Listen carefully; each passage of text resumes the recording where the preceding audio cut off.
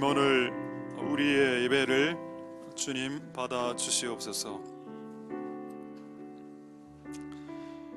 하나님, 오늘 우리에게 이 시간에 모일 수 있도록 허락하셨으니 하나님, 이제 우리에게 말씀하여 주시옵소서.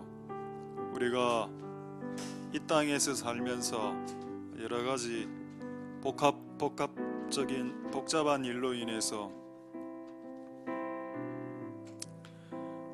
때론 무엇이 하나님이 기뻐하신 일인지, 또 무엇을 해야 하는지 헷갈려 할 때가 많습니다. 그러나 하나님의 말씀은, 주의 말씀이 네 인생의 길이요 빛이요 등불이라고 말씀하셨습니다. 오늘 우리가 이 말씀을 통해서 하나님의 뜻을 알 수 있도록 주님 역사하여 주시고, 오늘 우리에게 임하여 주시옵소서. 하나님, 오늘 이 예배에 하나님이 오셔야 예배가 되고 교회가 되겠습니다. 하나님께서 오시는 시간이 될 수 있도록 주님 역사하여 주시옵소서. 이 예배를 통해서 영광 받으실 하나님을 찬양드립니다. 모든 영광 하나님 홀로 받으시옵소서. 감사드립니다. 예수님 이름으로 기도드립니다. 아멘. 자, 하나님 말씀 읽겠습니다. 요한계시록 1장 4절.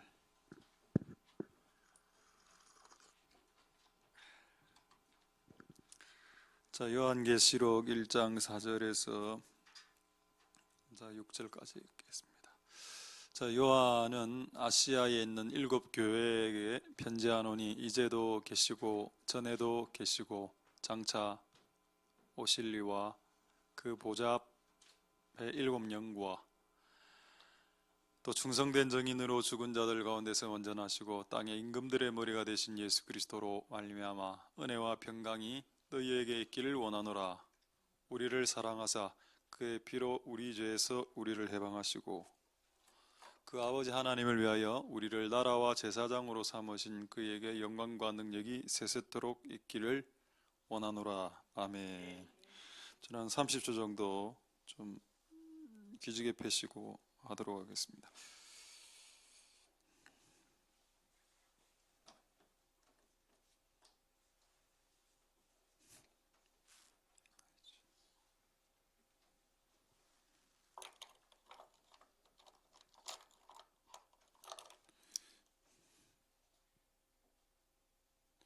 자, 하나님의 은혜가 오늘 여러분들에게 있기를 소망드립니다. 할렐루야. 자, 오늘 예수님과 그분이 하신 최고의 일이 뭔가 오늘 말씀을 통해서 잠시 보도록 하겠습니다. 자, 4절을 한번 성경을 보시면은, 자, 여기 이제도 계시고 전에도 계시고 장차 오시는 이는 하나님이라고 말씀했습니다. 그 다음에 보좌 앞에 있는 7영, 성령님이죠. 가장 짧게 묘사되어져 있습니다. 성경 읽어보면 성령님에 대해서 성령님 뭐 이렇게 예수님만큼 그렇게 많이 나와 있지 않습니다. 오늘 이 두 구절을 볼 때 엄청난 양이 예수님에게 할당되어져 있습니다. 그냥 성령은 그냥 보좌 앞에 7영 끝. 그 다음 5절부터 시작되는 예수님을 한번 보겠습니다. 얼마나 길게 적혀 있는가. 일단 내용이 길죠. 저게 다 예수님입니다. 뭐를 알 수 있습니까?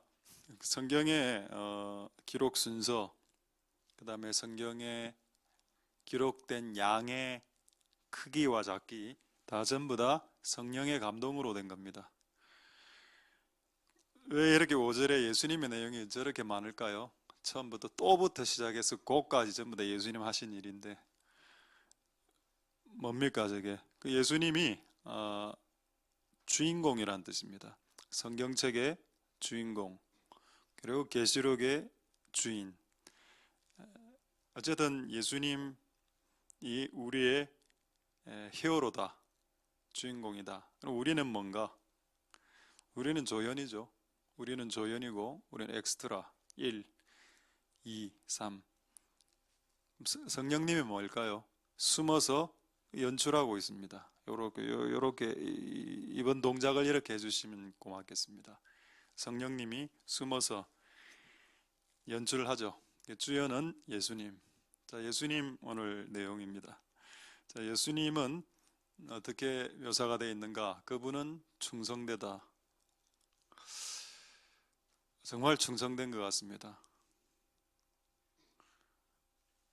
그 말은 수식어를 붙일 수 있는데 예수님을 표현할 때 충성된 증인이다. 하나님의 말씀을 증거하는 증인이다. 얼마나 충성되셨으면 저렇게 할까. 예수님 일하셨던 나이가 30살입니다. 우리로 치면 억수로 젊은 나이죠. 예수님 12살 때부터 아버지 돌아가시고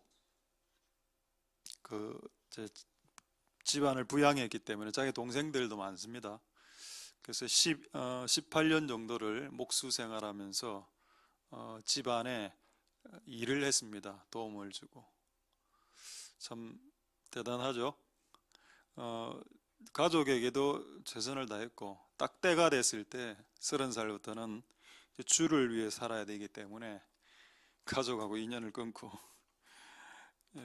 가족으로부터 귀신 들렸다라는 그런 말을 들으면서까지 주님의 일을 3년 짧게 하다가 가셨는데 그걸 그 3년을 한마디로 충성되셨다라고 말씀하고 있다면 이 말이 저는 사실이라고 믿습니다. 예수님이 이 땅에서 충성되게 사셨고 그분을 참 따라가기가 힘든데 그분의 100분의 1 따라갈 수 있겠습니까? 그래서 사도 바울 같은 우리보다 월등한 사람도 뭐라고 했습니까? 죄인 중에 괴수다. 그게 맞는 고백이 되어야 하겠습니다. 할렐루야. 그분은 충성되시고 하나님의 일에 충성되셨고 또 쭉 이래 나와 있습니다. 그래서 오늘 이 내용을 가장 중요한 내용은 이제 맨 밑에 나오는데 그의 피로 우리를 죄에서 사하신 거 이게 있는데 이거 전에 예수님에게 지금 초점이 맞춰 있다. 요거를 조금 여러분들에게 보여드리려고 합니다. 어쨌든 예수님에게 초점이 모든 성경은 맞춰져 있습니다. 자, 한번 확인해 볼까요? 정말 그런지. 여러분들이 아는 찬송이 있죠. 오늘 한 몇 곡의 찬송을 했고 또 설교 후에 한국의 찬송을 할 건데 찬송을 왜 합니까? 찬송은 무엇 때문에 하는 것입니까? 자, 그렇게 또 질문하면 또 헷갈릴 수도 있죠. 히브리서 13장 15절에 정확하게 나와 있습니다. 자, 찬송을 드리는 이유가 뭔가? 예수님 때문에 라고 나와 있습니다. 예수로 말미암아, 이 말은 로 말미암아, 어려운 말이죠. 잘 안 쓰는 말입니다. 때문에로 바꾸면 됩니다. 예수님 때문에 하나님께 찬미의 제사를 항상 드리자. 찬양을 왜 하냐? 감사할 거리가 있으니까 찬양하지. 근데 근본적인 이유는 뭐냐? 예수님 때문에 하는 거다. 그 응답이란 게 감사의 조건이 예수 그리스도의 능력과 예수 그리스도의 이름으로 응답되어진 것이기 때문에 예수님이 없으면 우리가 찬송할 이유를 완전히 잃어버리게 되는 겁니다. 만약 예수가 없는 찬송이라면 그건 뭐다? 노래자랑이 전국 노래자랑이 되는 것이다.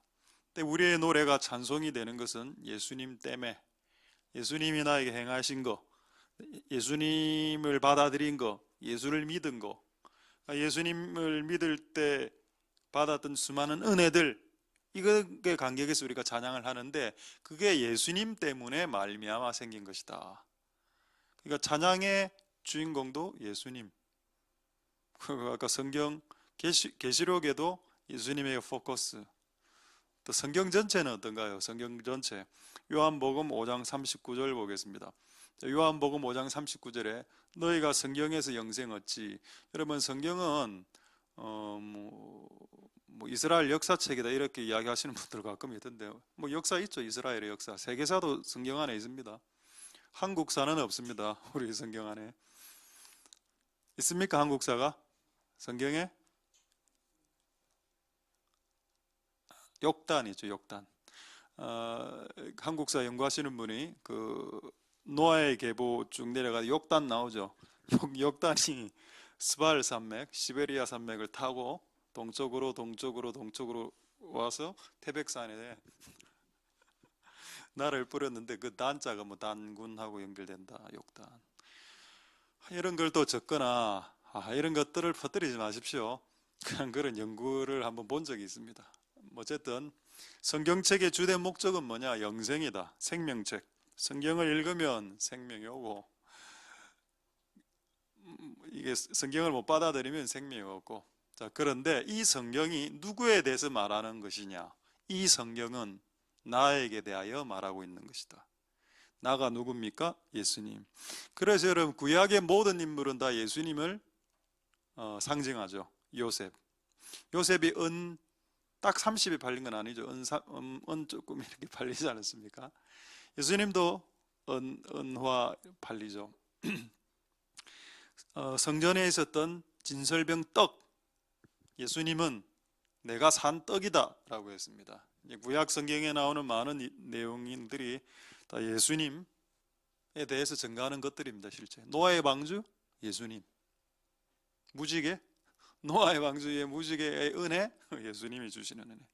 모든 것이 다 예수님으로 이렇게 된다. 심지어는 솔로몬하고 연애한 기록도, 솔로몬하고 술람미하고 둘이 연애한 아가스의 기록도 솔로몬을 예수님으로 봅니다. 놀랍죠? 성경에 나오는 모든 내용이 다 예수님으로 귀결되고 예수님에 대해서 증가하는 것이다. 자, 그럼 끝났습니다. 찬송의 이유 예수님, 예수로 말미암아. 성경이 말하는 것 예수님. 오늘 계시록에 그 충성된 증인으로서 예수 때문에 너가 다 살아나서 피로 죄 사함 받고 주인공 예수님, 이거를 이야기하는 겁니다. 그래서 여러분들은 철저하게 여러분들의 삶 가운데 조연으로 서 계실 수 있길 소망드립니다. 여러분이 서포트라이트를 받는 그 순간 여러분들은 망하는 지름길이 되는 겁니다. 여러분들이 영광을 받는 그 순간, 여러분들이 서포트라이트를 받는 그 순간, 뭐 사역을 하든 어떤 일들을 하든 누굴 돕든 어떤 행위를 통해서든 여러분이 뭔가 약간 어깨에 힘이 들어가게 되는 그 순간은 여러분들이 넘어지는 순간이 될 겁니다. 그래서 결단코 그분이 주인공이 되게 하시는 은혜가 우리에게도 있길 소망드립니다. 자, 그렇다면 예수님은 자기가 주인공인 줄 알았겠죠. 그러면 주인공인 나 태어날 때부터 나 주인공이야. 그 옆에 엄마가 마리아가 막 이래 막 시비 걸 때 예수님 이렇게 했죠. 여자여. 여러분 오늘 집에 가서 우리 자녀들 엄마 보고 여자여 밥 좀 차려오시오. 바로 맞습니다. 철포덕. 여자여 용돈을 좀 주시기 바랍니다. 어디서 이래 됩니다. 아무나 하면 안 돼. 예수님 정도 돼야 여러분의 엄마를 여자애라고 부를 수 있는 겁니다. 예수님이 주인공인 줄 알았기 때문에 여자라고 말한 건 아닙니다. 엄마를. 근데 제가 봤을 때 왜 여자를, 이 마리아를 여자라고 굳이 했을까라고 생각했을 때 앞으로 마리아를 섬길 천주교도들을 위해서. 천주교도들은 예수님보다 마리아를 더 높입니다. 근데 예수님이 마리아를 향해서 여자라고 했죠. 예수님이 왔을 때 마리아는 예수님 밑입니다. 그 천주교를 박살내는 한 단어가 이 여자라는 단어입니다. 가톨릭이 허구라는 것이 드러나는 거죠. 어쨌든 어쨌든 예수님은 자기가 주인공인 줄 알았어. 근데 여러분 주인공이라고 알아도 예수님은 주인공 행세를 안 했습니다. 그러면 이상하지 않습니까? 분명히 성경의 주인공은 예수님인데 예수님은 주인공 행세를 안 했어. 그래서 주변에 있는 사람들이 예수를 향해서 미친놈이라고 했습니다. 귀신 들린 놈, 바알세불 집힌 놈, 이런 식으로. 좀 아이러니하죠. 왜 예수님은 주인공인 걸 아셨을 텐데 왜 그렇게 안 하셨을까? 심지어는 마리아에게도 마리아, 엄마 옛날에 천사 만났잖아. 그 사가랴 엘리사벳한테 성전에서 내 할례 때 데리고 들어갈 때 예언도 받았잖아.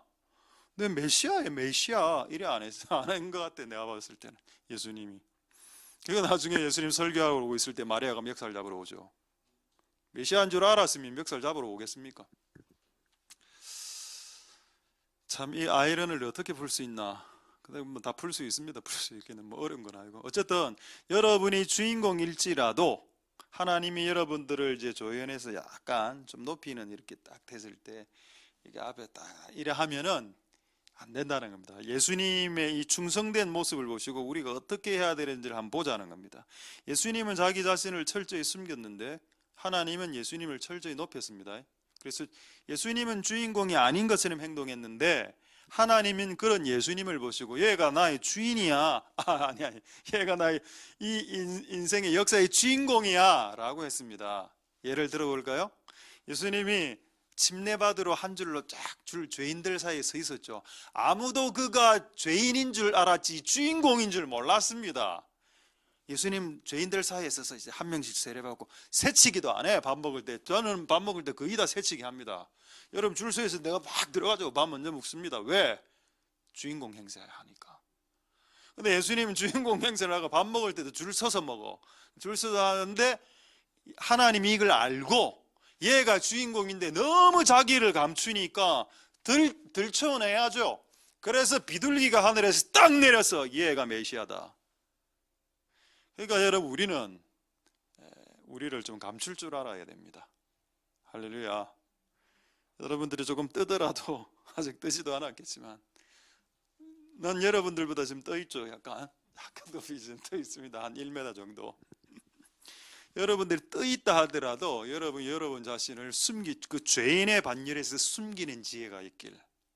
그래야 하나님이 찾아내서 그를 딱 들어서서 그의 비둘기 한 마리 딱 띄워주고 얘가 메시아니라. 얘가 이 역사의 주인공이다. 이런 예들 성경에 엄청나게 많습니다. 근데 우리는 뭘 못하냐? 우리는 우리가 주인공인 줄 알고 나대다가 그냥 앉아 있으라 그러니까 하나님한테 벙 맞고 찌그러지는 이런 인생이 주로 제가 봤을 때는 거의 대다수였습니다. 찌그러지는 인생, 그냥 내 좀 합니다. 제가 처음에 그랬습니다. 교회 개척할 때 2008년 매뉴얼 그 전부터 한 2년 동안 다 만들어가. 제자훈련 교재, 1단계 교재, 2단계 교재, 3단계 교재, 무슨 앞으로 향후 몇 년 계획 이거로 된다. 시작 뭐가 되기는 모든 것이 와르르 이렇게 무너졌습니다. 하여튼 교만하면 되는 게 없어. 어쨌든 여러분 삶이 이제부터 피었으면 좋겠습니다. 한번 확인해 보죠. 요한복음 12장 36절에 예수님이 죄인들 사이에 숨으신 자기가 주인공인데 주인공이 아닌 것처럼 행동하는 거, 그 행동을 한번 보겠습니다. 그리하면 이후부터 예수께서 이 말씀을 설교를 잘 하시고 난 후에 저희를 떠나 숨어버렸습니다. 하나님 찾아내죠. 이게 우리의 패턴이 되어야 됩니다. 우리가 하나님의 어떤 큰 일을 했을 때 숨어버리고 하나님 찾아내고, 자 이런 예가 있는지 또 한번 보겠습니다. 사무엘상 10장 22절에서 24절. 사무엘상 10장 22절.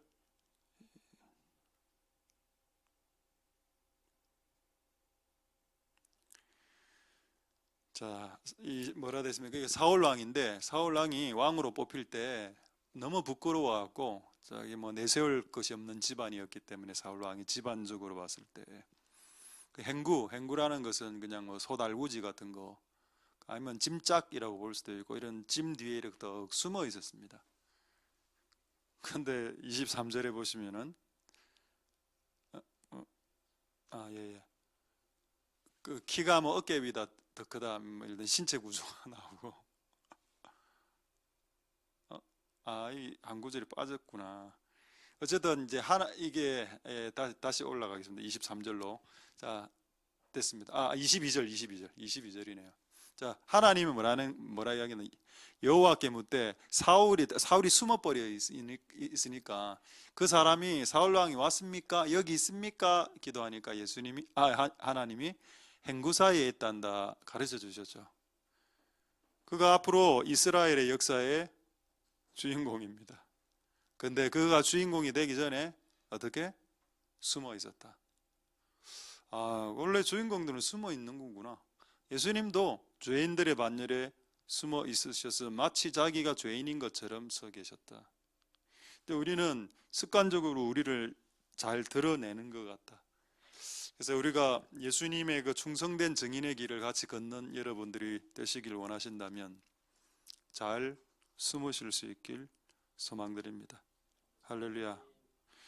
저는 우리 교회가 헌금할 때 헌금 이름을 안 적는 이유 여러 가지가 이유였는데, 다른 교회 집사님이, 우리 교회 아니고 다른 교회에서 사업을 하는 집사님인데, 집사님이 우리 교회 헌금 봉투에 이름을 적는 란이 없는 걸 보고 그 스토리를 다른 사람에게 듣고 충격을 받아갖고 저한테 전화가 왔었습니다. 한 2, 3주 전에.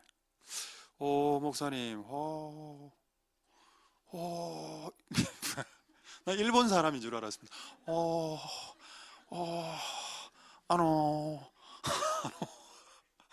아니, 그 이름을 안 적으면은, 교회 현금도 좀 적게 거칠 수도 있고, 연말정산도 안 되고, 그 됩니까, 이게? 운영이. 그래서 제가 쫙 다 설명해드리고, 그게 맞네요. 그게 성경적이네요. 헌금을 낼 때 이름을 적는 것은 비성경적입니다. 근데 왜 제 말 이야기예요. 그분 이야기를 해드릴게요. 그분이 사업을 하기 때문에 헌금을 엄청나게 많이 낸 날이 있었답니다. 사업을 좀 크게 하시는 분이 근데 한 5천만으로 하겠습니다. 현금 액수는 5천만을 헌금을 딱 하고 나니까 거긴 다 이름 적어서 딱 내니까 5천만 원 딱 하고 나니까 갑자기 어깨에 힘이 딱 들어가면서 땅이나 이런 데 딱 들어가면 그런 자기를 보고 놀랐답니다. 만약에 그분이 우리 교회 다녀서 이게 안 적었다 이래 되면 어떻게 됐을까요? 그러면 이제 우리는 다 모르니까 내가 5천만 원을 냈는지 우리는 5천 원을 냈는지도 모릅니다. 관심이 없어. 관심이 있어. 실제로는 관심은 있는데 몰라. 이 이름 안 적으니까. 근데 이름을 다 적으면 제가 솔직히 좀 기억력이 좀 있기 때문에 이름을 만약에 적었다면 나는 앞에서 숫자로 다 볼 겁니다. 25,000원, 35,000원, 6만 원, 7만 원, 15만 원, 25만 원, 이번 달에 25만 원 했는데 머리가 픽픽픽픽 돌아갈 걸요 아마. 이거 인원수 얼마 안 되니까 그 정도 다 안 외우겠습니까?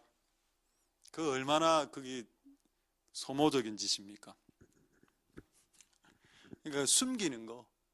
그분의 이야기입니다. 내 이야기가 아니고. 자기가 크게 5천만 원씩 이렇게 1억씩 헌금하고 나니까 내 스스로 자기가 달라지더라는 겁니다. 뭔가 그런 거리도 달라지고, 그 목사님한테 이야기할 때도 좀 더 강하게 뭔가 이야기하게 되고. 그럼 1,000원 낸 사람은 목사님한테 이야기할 때 목사님 이렇게 1억 내면 목사님 오늘 점심 짜장입니다. 예, 짜장 먹으러 가겠습니다. 예. 짬뽕은 안 됩니까? 짜장입니다. 예. 제가 지금 이거 좀 과도하게 한 게 아니고 실제 이렇게 한 분 있었습니다. 저한테 대접 딱 봤는데 우리 교회 아닙니다. 어느 교회에서 오늘 제가 메뉴를 물어서 메뉴가 뭡니까? 보신탕입니다. 예, 보신탕 제가 어떻게 안 먹습니다. 다른 거 안 되겠습니까? 그 알고 봤더니 알아보니까 그 보신탕 집에 삼계탕이 있었어. 그 보신탕 집에 삼계탕인데 저는 삼계탕 먹으면 안 됩니다. 오늘은 목사님 보신탕 먹어야 됩니다. 내가 태어나서 그때 보신탕 처음 먹었습니다. 가갖고 막 죽을 맛으로 기도하고 하나님 그냥 악과 깡으로 먹겠습니다. 한 절반 먹고 숟가락 딱 나왔습니다. 와, 그날 제가 이제 축복을 해줘야 되는데 축복이 잘 안 나가더라고요. 이거를 뭐를 삼계탕이 없는 것도 아니고 자기가 대접하고 싶은 자기가. 근데 감사하게도 요즘은 또 고기도 또 잘 안 먹기 때문에 너무 감사합니다. 그래서 뭐 별로 대접할 것도 별로 없어. 회 안 먹지. 좀 고기 잘 안 먹지. 얼마나 저렴합니까? 최고는 탕수육 정도 되겠네요. 탕수육은 좀 단맛이 땡기니까. 숨어라. 그리고 하나님이 당신을 드러내신다. 이게 오늘 타겟이된 우리의 이 시대의 주인공 예수님의 이야기입니다. 할렐루야. 그리고 다시 4절 보겠습니다. 5절인가요? 거기 보면은 5절이네. 5절에 보면은 예수님 설명하면서 땅의 임금들의 머리라고 나오죠. 여러분, 머리라는 말은 성경의 이런 에베소서를 통해서 알 겁니다. 예수님은 교회의 머리죠. 그러니까 이 말이 무슨 말인가 하면은 예수님은 교회도 다스리고 교회가 아닌 비교회도 다스린다는 뜻입니다. 예수님은 그리스도인도 다스리고, 여러분들 생각에는 불신자들 안 다스리는 것 같죠? 김정은이, 푸틴, 시진핑, 아베 장년걸리가 곧 내려왔습니다. 설사로, 균으로, 헤롯 대왕처럼. 시진핑 어떤 병으로 내려올지 모릅니다. 정은이도 마찬가지. 지금 정은이는 지금 텔레비에 나타나는 정은이가 아니라는 말이 있습니다. 몰라, 지금 코마 상태인지 잘 모르겠어요. 우리나라 대통령도 마찬가지고. 잘못하면 바로 가차없이 박살납니다. 땅의 임금들의 머리 예수님이 다스리고 계시기 때문입니다. 할렐루야.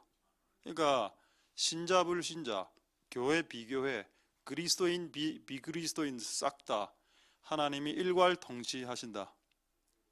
이게 예수님이다. 정말 주인공이시군요. 제가 최근에 우리나라 정부 생각하면 스트레스를 받아갖고, 우리나라 정부가 너무 교회를 핍박하고, 또 뭐 서해 그 공무원 표류돼서 떠내려가 총살 맞고 이제 화형당하는 거를 갖다가 뭐 월북을 시도했니? 또 이번에 뭐 독감 예방주사마에 하나 17살이라면서요. 18살인가? 그거 무료 독감 그거 안 나왔으면은 안 죽었을 수도 있잖아. 그런 거에 대해서 사과도 안 하고 피가 흐르고 있는데 우리나라 땅에. 제가 최근에 여러분 같이 기도한 거 기억나시죠? 하나님 이 나라의 죄악이 폭로되게 해달라고. 오늘 제가 우연히 유튜브를 설교 직전에 한두 개를 확인해 보니까 지금 뭐 엄청난 그 사건 2개가 터지면서 계속 막 식덩굴처럼 그 범죄자들이 한 명씩 계속 나오고 있는 겁니다. 내가 그걸 보고 하나님이 이 나라를 다스리는 게 맞다. 이 나라 땅의 임금들의 머리는 예수님이 맞다. 이 나라는 문재인 대통령이 다스리지 않는다. 다스렸다. 그래서 지금 이 나라를 이 모양 이 꼴로 만들었다. 그러나 이 문재인 대통령의 머리가 예수님이기 때문에 선을 넘어가면 잘립니다. 예수님에게. 저는 곧 잘릴 것으로 생각되어집니다. 제가 이런 말 자주 했죠.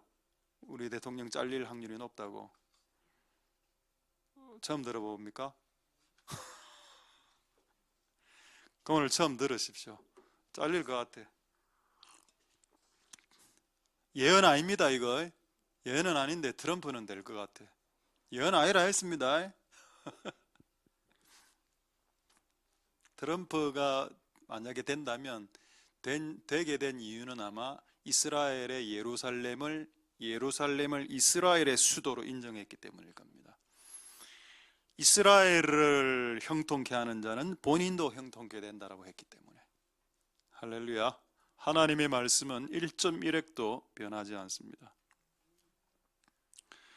자, 그래서 지금 시간이 좀 많이 가서 좀 빨리 해야 될 게 있어서 확인만 한번 해보죠. 제가 아까 목사님 너무 말을 세게 하시네요. 세게 안 했습니다. 최근에 그 이영훈 목사님 사진 하나만 밖에 못 볼 것 같은데 시간이 없어서. 이번에 가장 최근에 뜬 그 유튜브입니다.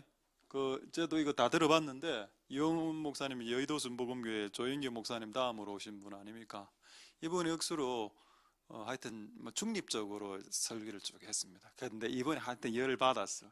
이 공무원 죽는 그 사건을 딱 열 받아갖고 제가 이를 들어보는데 정부가 정신 차려야 된다. 딱 세게 이야기했습니다. 너무 속이 시원했습니다.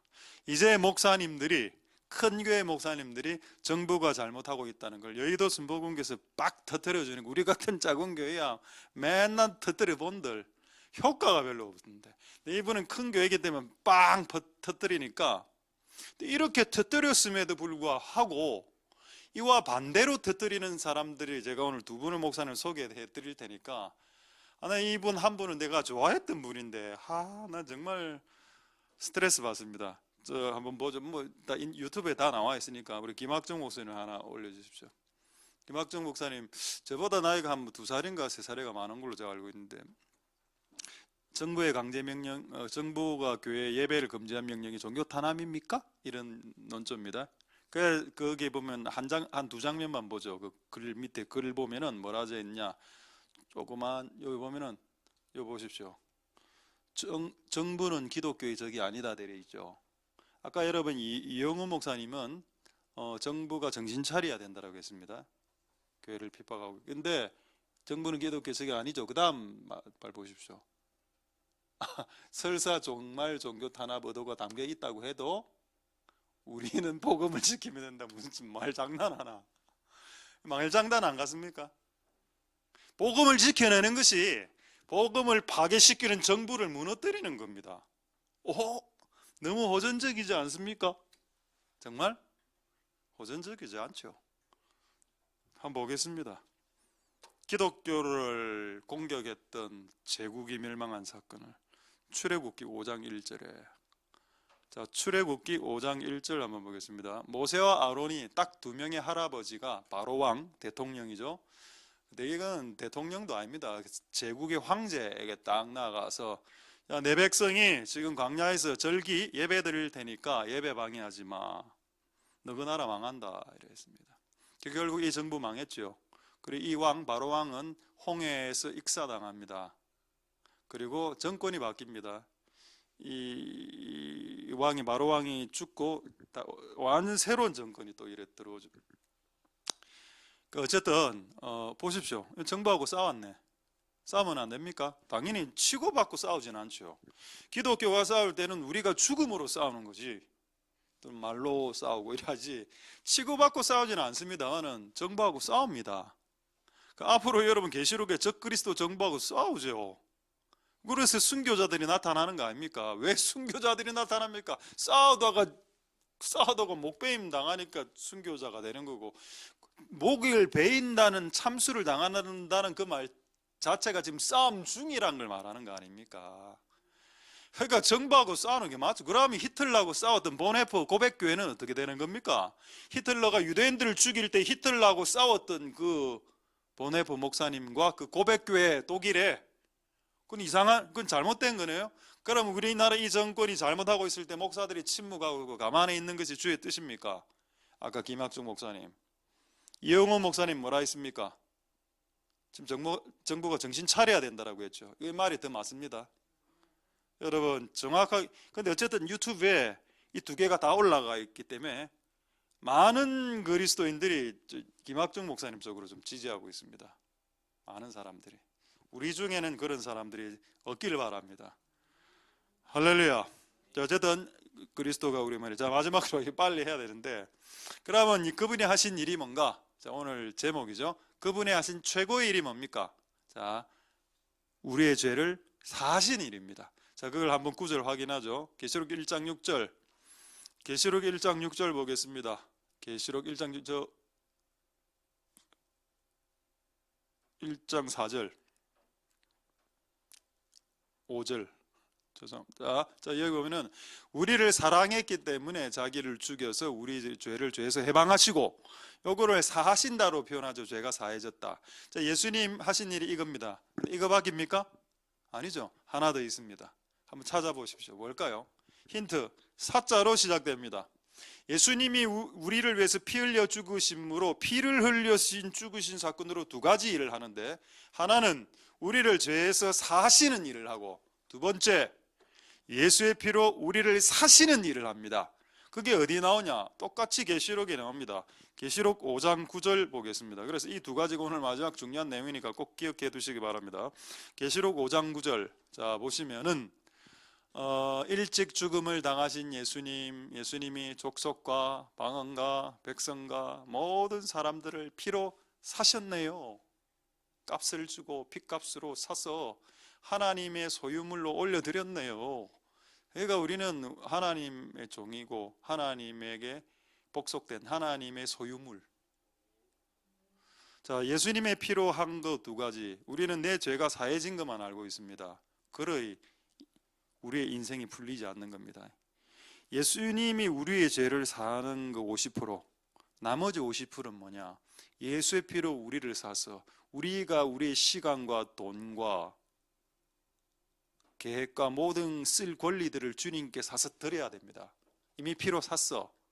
이 권리를 주님 하나님께 드려야 돼. 이걸 안 해. 맨날 죄만 사함 받으려고 해.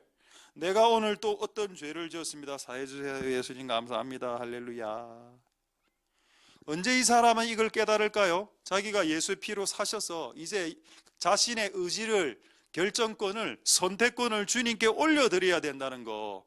내가 너를 피로 샀단 말이야. 단지 죄를 사해주는 수준 말고 언제까지 죄를 사해주는 것만 생각하실 겁니까? 아니죠. 두 번째가 있다. 죄를 사해주고 또 사서 하나님이 원하시는 대로 우리를 살게 하시는 거. 그 두 가지가 다 있다. 할렐루야. 끝났습니다. 지금 시간이 다른 걸 딱 시작했다가는 이거 시간이 10분 넘어갈 것 같아서 이 정도에서 딱 끊고, 자, 말씀을 마치겠습니다. 한 구절 더 확인하고 사도행전 20장 28절 확인하고 마치겠는데, 사도행전 20장 28절, 자, 똑같은 말이 나옵니다. 자, 뭐라고 나오는가? 성령이 저들 가운데 너희로 감독자로 삼고 하나님이 자기 피로 사신 교회. 아까 여러분 예수님의 피로 우리를 샀죠. 근데 우리가 다른 말로 교회입니다. 하나님이 자기 피로, 하나님 피를 안 흘리셨지. 내 아들이 피를 흘렸지. 근데 왜 하나님이 피 흘렸다고 했을까요? 여러분, 자녀가 무릎에 피가 나면 가슴이 아프죠. 그 부모가 흘리는 겁니다. 그래서 아들인 예수가 피를 흘렸는데 여기 표현에는 하나님 아버지가 피를 흘렸다라고 나오는 겁니다. 하나님이 자기 피로 교회를 샀다. 그러니까 교회가 지멋대로 하면 안 된다.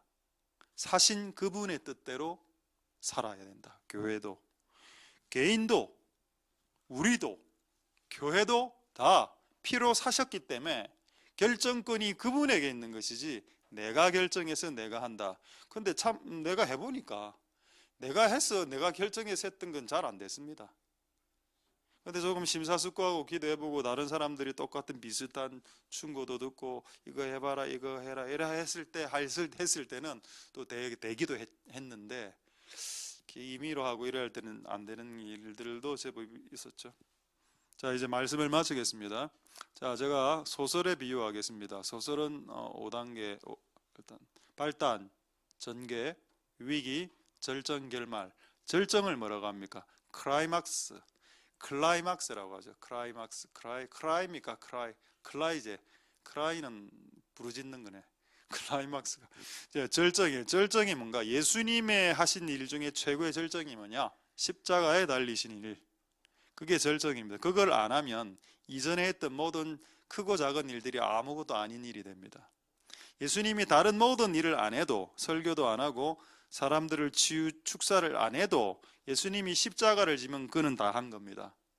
근데 다른 모든 것을 싹 다 하고 십자가를 안 지면 그건 아무것도 안 한 겁니다. 근데 십자가 지는 게 뭐죠? 죽는 거죠.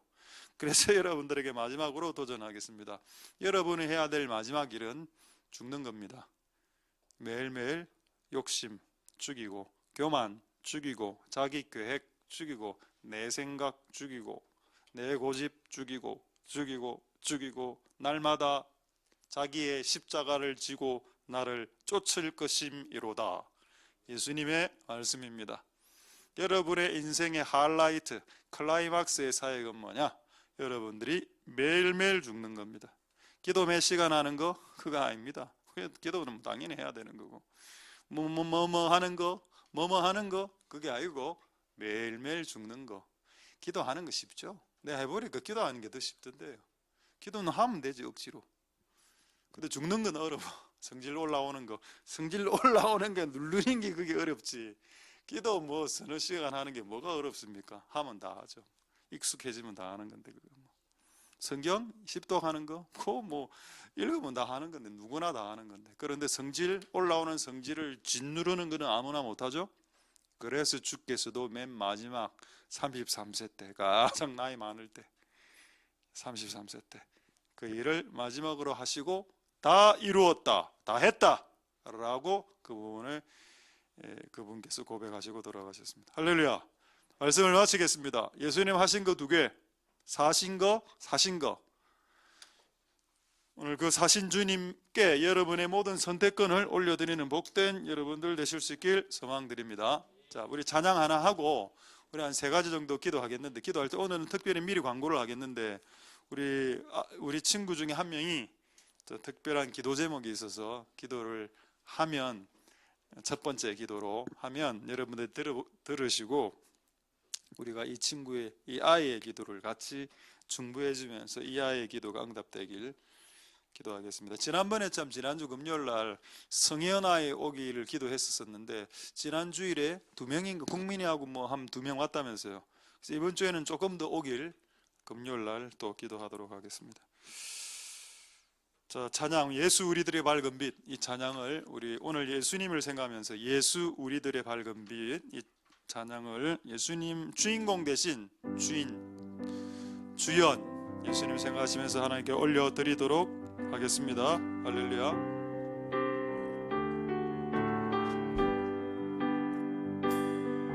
예수 우리들의 밝은 빛, 은혜와 긍휼을 베푸시는 주,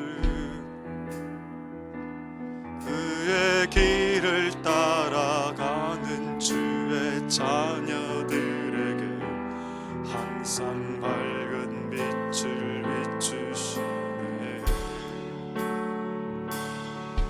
그는 구원의 주 하나님, 공의로 세상을 다스리시네. 주를 경외하는 자에게 부어주신 놀라운 주님의 영광, 하늘에서 찬란하게 빛나는 주의 영광, 이 땅에 오셨네. 어둠을 밝히고 새 생명 주시네. 생명이 빛나는 나의 예수님, 높이 영광과 찬양 받으실 그 이름 경배합니다. 슬픔을 거두고 내게 하여 주시네. 기쁨의 노래를 영원한 나의 빛 예수께. 우리 다시 한번 예수 우리들의 밝은 빛, 예수 우리들의 밝은 빛, 은혜와 긍휼을 베푸시는 주, 의의 길을 따라가는 주의 자녀들에게 항상 밝은 빛을 비추시네. 그는 구원의 주 하나님,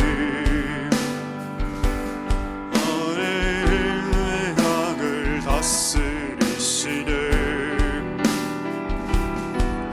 늘 경외하는 자들의 부어주신 놀라운 주님의 영광,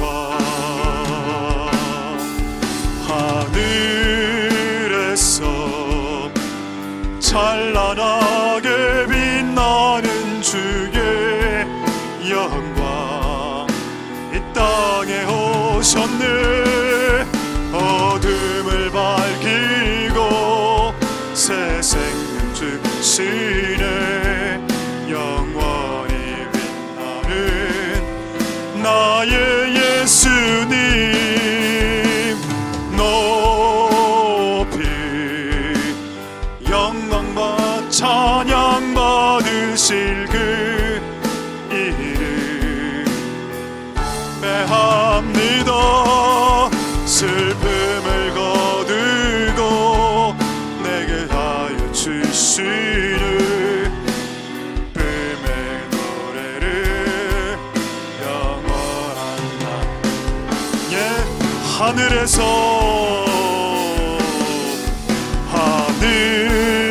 하늘에서 찬란하게 빛나는 주의 영광 이 땅에 오셨네. 어둠을 밝히고 새 생명 주시네. 영원히 빛나는 나의 예수님 높이 영광과 찬양 받으신 주 이름 경배합니다. 슬픔을 거두고 내게 자유 주시네. 기쁨의 노래를 우리 마지막으로 하늘에서 찬란하게 하늘에서 찬란하게 빛나는 주의 영광 이 땅에 오셨네. 어둠을 밝히고 새 생명 주시네. 영원히 빛나는 나 예수님 높이 영광과 찬양 받으실 그 경배합니다. 슬픔을 거두고 시내 뱀의 노래를 영원한 나의 빛 예수께.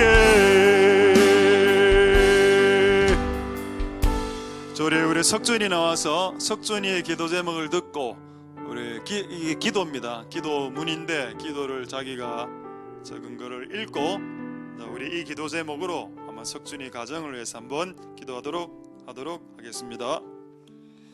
예수님, 우리 엄마 주일에 교회 오게 해주세요. 우리 엄마 건강하게 해주세요.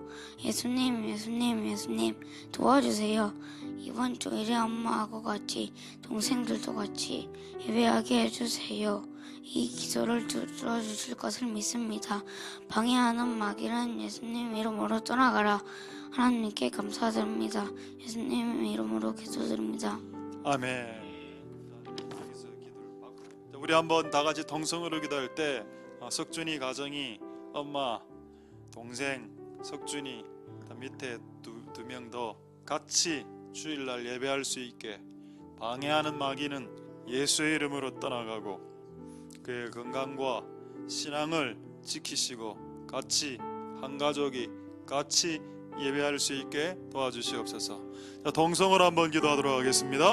할렐루야. 하나님 할렐루야의 역사하시고 이름 부어주시기를 소망드립니다.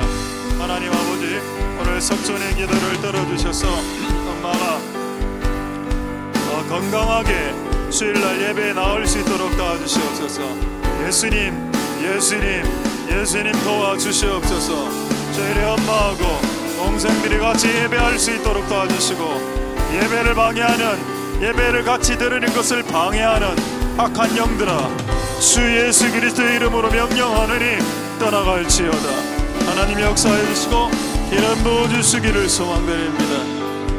하나님 도와주시고 역사하여 주시옵소서. 성령을 부어주시고 예수 그리스도의 이름으로 기도할 수 있도록 예수 그리스도의 이름으로 기도드릴 수 있도록 주님 역사하여 주시고 은혜 풀어주시기를 소망드립니다. 하나님 아버지 역사하여 주시고 긍휼을 베풀어 주시고 하나님의 기도가 이 아이의 기도와 우리 교회의 기도가 응답될 수 있도록 축복하여 주시고 역사하여 주시고 기름 부어 주시기를 소망드립니다. 하나님 역사하여 주시옵소서. 자, 우리 두 번째로 기도하겠습니다. 두 번째, 예수님은 교회의 머리 그리고 이 세상 불신 왕들의 머리. 예수님을 믿는 대통령의 머리도 되고 예수님을 믿지 않는 대통령의 머리도 된다. 그래서 그 밑에 있는 머리인 각 나라의 대통령들이 예수님의 뜻을 벗어나서 과도하게 결정하고 선택하기 시작할 때 그 왕들이 잘리는 현상들이 성경에 많이 기록되어져 있습니다. 다니엘서의 느부갓네살 왕, 다니엘서의 벨사살 왕. 하나님이 왕들을 달아보신다고 했습니다. 벨사살 왕은 성전의 기명들을 성전의 포도주 잔을 자기가 건배할 때 들이키는 죄를 지었습니다. 하나님의 성별된 물건을 만홀히 여긴 죄. 그래서 그날 쿠데타가 일어나고 그는 암살당해서 왕조가 또 바뀝니다. 하나님은 세 상황도 통치합니다. 그래서 시진핑, 전 별로 안 좋아합니다. 우리나라 대통령은 시진핑을 좋아하죠. 저는 안 좋아합니다. 시진핑을 제가 안 좋아하는 이유는 중국 교회를 부수고 있기 때문입니다. 그리고 저는 푸틴도 싫어합니다. 푸틴도 많은 정적들을 암살했죠. 그리고 김정은은 더 많이 싫어합니다. 그는 지금도 ING형으로 북한의 치아교회들을 고문하고 있고 수용소에서 강제 노동을 시키고 있습니다. 제가 그것을 아는데 어떻게 그들을 축복하겠습니까? 이렇게는 기도할 겁니다. 그들이 회개하길 하나님 기도한다. 그건 내가 할 수 있지만 그들을 축복할 수는 없을 것 같습니다. 지금 현행범으로 교회를 핍박하고 있기 때문에. 우리나라도 마찬가지. 코로나를 빌미로 해서 교회 예배를 파괴했습니다. 그래서 여러분들 아시겠지만 성도의 20%가 교회를 떠났습니다. 충격적인 퍼센테이지입니다. 800만 명의 그리스도인 중에서 160만 명이 이번 코로나 기간 동안에 교회를 떠났고 수백 개의 교회가 문을 닫았습니다. 과연 이것이 코로나와 교회 핍박하고 전혀 상관없다라고 누가 감히 말하겠습니까? 이영훈 목사는 이걸 핍박이라고 봤고 정부를 향해서 이제 성토하기 시작했습니다. 정권 정신 차려야 된다고. 근데 지금도 어떤 목사들은 정부는 우리와 싸울 대상이 아닙니다. 정부가 하나님의 법을 어기거나 낙태법을 통과시키거나 이렇게 할 때 교회는 들고 일어나야 됩니다. 히틀러를 머리 박았습니다. 보네퍼는. 그리고 그 당시 예배를 드리지 못하게 했던 바로왕을 모세와 아론 할아버지 두 명이 찾아가서 머리로 들이받았습니다. 싸움을 한 것은 아니지만 그들을 묵과하지 않았다는 뜻입니다. 치고받는 싸움은 안 했지만은 그거를 허용하거나 방임하거나 방조하지 않았다는 겁니다. 지금 대다수의 한국교회 목사들은 코로나로 인해서 예배가 지금 핍박받고 있는 것을 방임하고 있습니다. 아무 말 안 하는 벙어리 개처럼 가만히 있습니다. 그리고 우리 같은 작은 교회가 말을 해봤자 이건 또 효과도 별로 없어.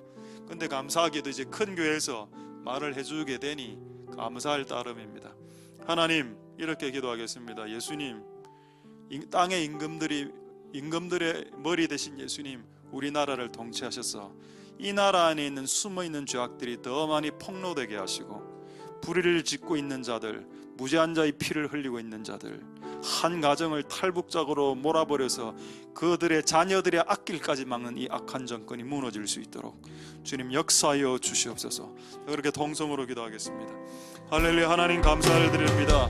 역사하여 주시고 기름 부어주시기를 소망드립니다. 얼마나 악한 정권인지요. 한 가정을 올북자로 몰아서 그 자녀들의 앞길까지 막는 더럽고 추악한 정권입니다.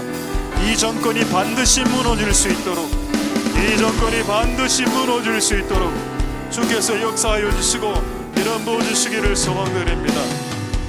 하나님 도와주시옵소서.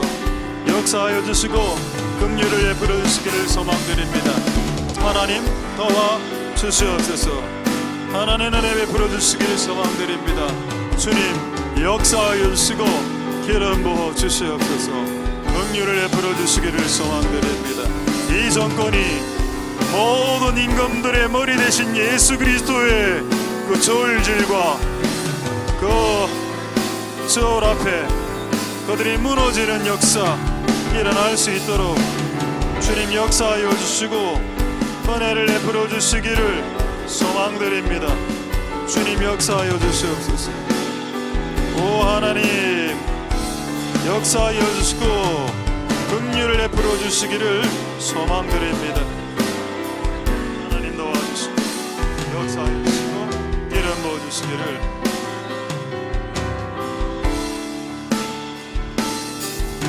자, 이제 마지막으로 한번 동성애로 기도하고 자유롭게 기도할 때 오늘 주 말씀, 예수님의 피, 우리는 하나밖에 몰랐습니다. 보통 죄를 사하시는 예수의 보배로운 피, 그것만입니까? 아니죠. 예수의 피로 네 인생을 사버렸다. 네 인생의 주도권을 이제 네가 잡지 마라. 네 인생을 예수 피로 샀다니까. 네가 지갑을 열어서 돈을 사용하는 권리나 내지는 네 시간을 쪼개서 쓰는 거, 너의 취미, 여러 가지 모든 것이 하나님께 기속되어 있다. 너에게는 결정권이 없다. 너는 예수의 피로 산 하나님의 소유물이 이미 되었다. 그런데 왜 그렇게 고집부리냐? 그건 왜 그런지 아십니까? 예수의 피를 자신의 죄를 사하는 용도로만 알았기 때문입니다. 안타깝죠. 50%의 신앙인, 예수의 피를 맨날 내 죄 씻는 용도로, 그냥 목욕하는 용도로 예수의 피를 그냥 몸에 그냥 갖다 바릅니다. 그냥 매일매일. 그리고 그 피의 의미 안에 들어져 있는 주권, 이제 네 인생의 주도권은 내가 가져간다. 그거를 드리기 싫어하면 그거 예수 안 믿는 겁니다. 실제로는. 그래서 우리가 이렇게 기도할 때 마지막으로 오늘 우리의 죄를 예수의 피로 사해 주시옵소서. 또한 나의 주도권과 주권과 나의 모든 결정권과 선택권을 그분께 드립니다. 하나님 알아서 하십시오. 나는 원래 결정권이 없었나이다. 주여, 이 축복이, 이 예수의 피 안에 있는 두 가지 축복이 오늘 우리에게 임하게 도와주시옵소서. 동성으로 마지막으로 기도하도록 하겠습니다. 할렐루야. 하나님 감사를 드립니다. 주님 역사하여 주시고 길을 보여주시기 합니다. 하나님, 예수의 피로 우리의 죄가 사해집니다. 그것만입니까? 아니죠. 예수의 피로 우리의 죄가 사해질 뿐 아니라 예수의 피로 우리의 죄가 사해질, 그분이 우리를 사십니다. 그분이 우리를 사셨습니다. 그래서 우리의 소유권, 우리의 주권, 우리의 주도권은 그분이 갖고 계십니다. 그분에게 우리의 모든 주도권을 올립니다. 역사하여 주시옵소서.